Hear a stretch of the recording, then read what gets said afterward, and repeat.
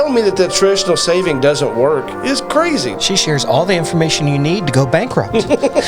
You don't get cash flow, do you? You don't know anything about cash. We have a name for this kind of advice. We call it moronic.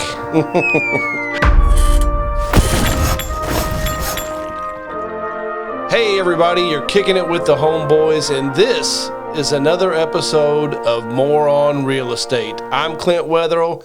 As always, I'm here with my partner in crime, Scott Adams. What's up? Let's dive into this. I'm ready, man. Let's go. Why are you so against traditional financial planning? One, it doesn't work. The average 65-year-old has $200,000 saved up. Number two, the math doesn't make sense. If you start saving and investing at age 25 and you retire at 65, that's 40 years of time input for you to get freedom. And then if you retire at 65 and live to standard life expectancy of 78, you get 13 years of freedom. You invested 40 years of time to get 13 years of freedom. How does that make sense? I think it's exceptionally dangerous to this concept of freedom and not having to work and finding these creative ways of investment like rental arbitrage and this other stuff that we this that war we talk on about. saving. I don't understand. It's a war on saving. I'm not saying that there aren't other vehicles that provide higher returns than a 401k, Roth IRA. Who cares? Putting your $100 bills in a mason jar and burying it in your backyard. But you still use those traditional savings techniques, and then you add other savings techniques to it. Because you know why? Those traditional savings techniques are safe, and it works. I'm 43-year-old overweight man, but I've got a fat 401k. I've got a SEP that I had years ago that's fat. Telling me that the traditional saving doesn't work is crazy. Now, we've got other investment vehicles, whether it be, real estate, which is the main one. We've had other side businesses. And yes, they do operate, they do produce higher returns, I should say, but they're more risky. You could lose in those investments. So this whole get away from 401k and traditional saving that takes 40 years, it's BS. It drives me crazy. Well, supplement it in another way. I agree. Supplement it. We both max out our 401ks, our IRAs, and like Clint said, we've both got fat retirements sitting in our 401ks that people would dream of. The fact that he gave the average of only having $200,000, that doesn't mean that it doesn't work for a lot of people. He's just saying the average amount someone has in it is $200,000. What about the millions of people out there who have millions of dollars in their 401k from investing conservatively, getting good returns, and sticking to a plan? Just to say it's all bad because people only average $200,000 in it is stupid. It's not true. It's a great investment vehicle. You can either defer taxes or avoid some, and these are great things. And don't get me wrong, I understand we can get better returns doing other things.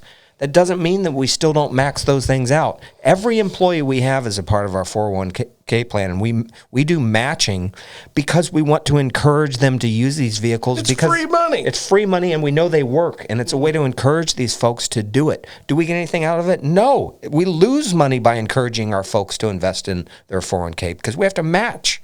So this is really bad advice. Get a financial advisor. Stick to what they say. Save. Be very, very strategic with it every month. Stick to your plan, and then look for other things outside of that too. You don't just say it's all bad just because there's other options. I got a feeling that his vehicle for being financially free is poaching someone else's property, trying to act like it's his own and making a spread on it. Yeah, probably. I don't know. It's really dangerous advice. Use the traditional, as he says, vehicles for your safety net. Yep. Invest in other things. I've got a separate stock account that I have an auto draw from my regular checking that it goes into it, and I make riskier investments, in it. Of course, we have a lot of real estate holdings, but I buy gold and silver. There's plenty of money outside of that. You're kind of like a pirate. You've got like treasure. I do. Hidden around all over the place. Only difference is I haven't buried it yet. Yeah. The next show, I want you to put your eye patch on. Yeah. Next clip. Apparently, real estate is one of the best ways to build wealth.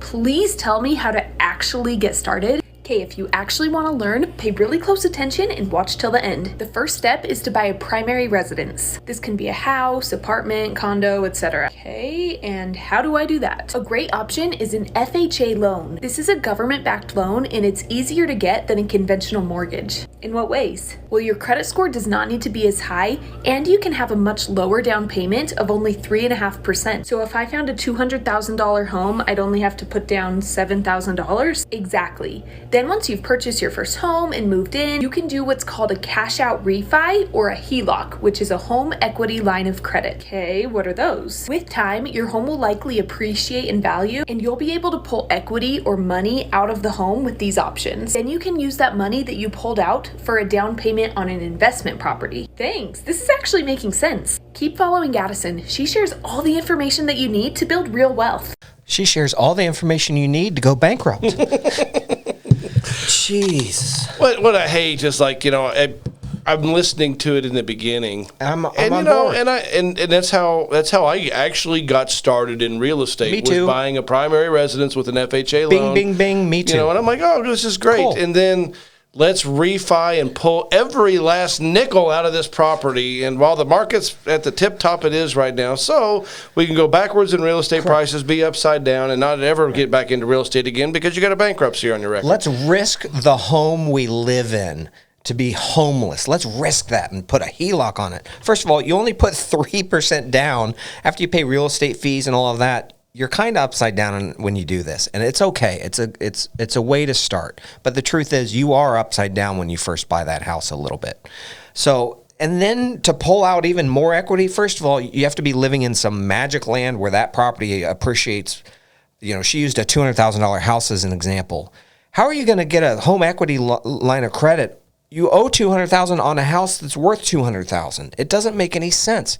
For it to go to $300,000, yeah, then you're tapping it and hoping the market just keeps going straight up. A bank's not. They don't want to give somebody a HELOC on the $5,000 to $10,000 of equity that they have in a place. No, you have to get up there to say $300,000. So this won't even be available in 99% of the markets, and 99% of you listening live in areas where it's not going to go from 200 to 300 overnight, and then you can just get a home equity line of credit and refi it. So it's not going to happen. B, if you do live in one of those markets, don't do this. Don't do this. Don't use your home as your piggy bank. There's better ways. These people, I don't understand how they're pushing everyone right to that knife's edge where everyone's going to fall off as soon as the market crashes a little. If there's the slightest pullback, all these people are screwed. Correct. Very, very dangerous advice. Very, very popular. Very bad advice. To refi everything, pull all the equity out to go on to another one. You know what? What she said in the beginning, that's great. Get started there. But then there's this great thing that you could do, which is save for your next down payment on your first actual investment property. It's just I got bananas. Roommates. You could get roommates, move them in, use that money, save it, set it aside for a down payment on an investment property. When I was in my 20s, I had roommates. You did too. I owned that house.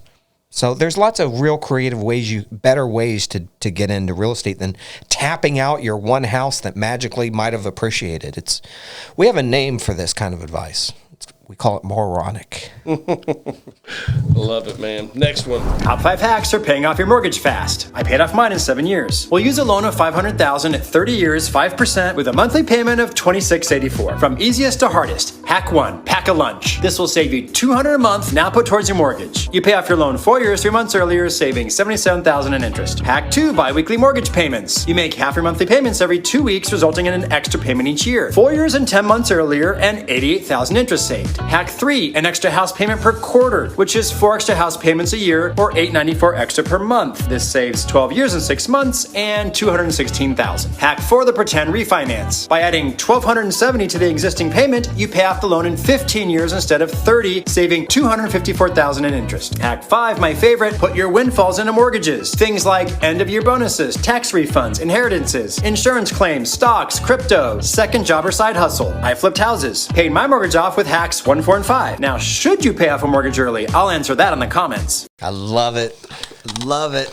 We needed a good sound clip. I love it. Teaching people how to have security in life, to plant your flag in your own home that's paid off, paid in full. You don't owe anybody anything. That is yours no matter what happens in the world, what happens in the market.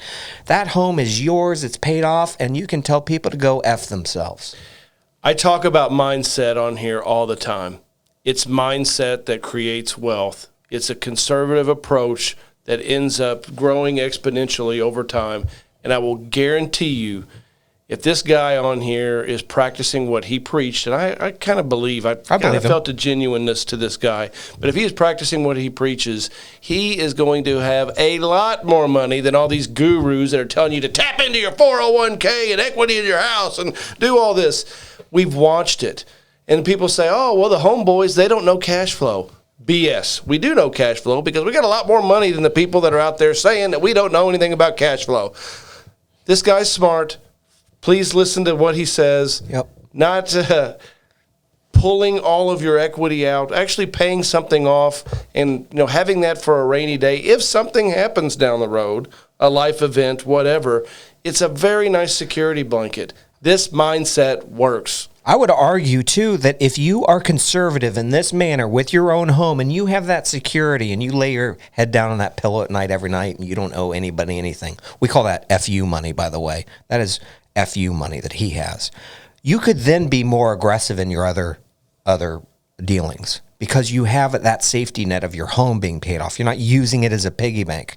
You could then be more aggressive in your leveraging on your investment properties. I would not be upset if this guy was out leveraging a little further than what we normally preach because he's lived conservatively within his own life. So now he can take risks outside of that.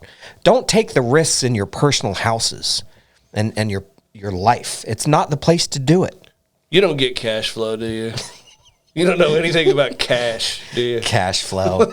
It's amazing the life you and I get to live off of cash flow. We get to sit in here and do these shows, and we are still getting paid cash flow. But what drives me nuts is we're going to get a bunch of comments about, us, oh, this guy's an idiot.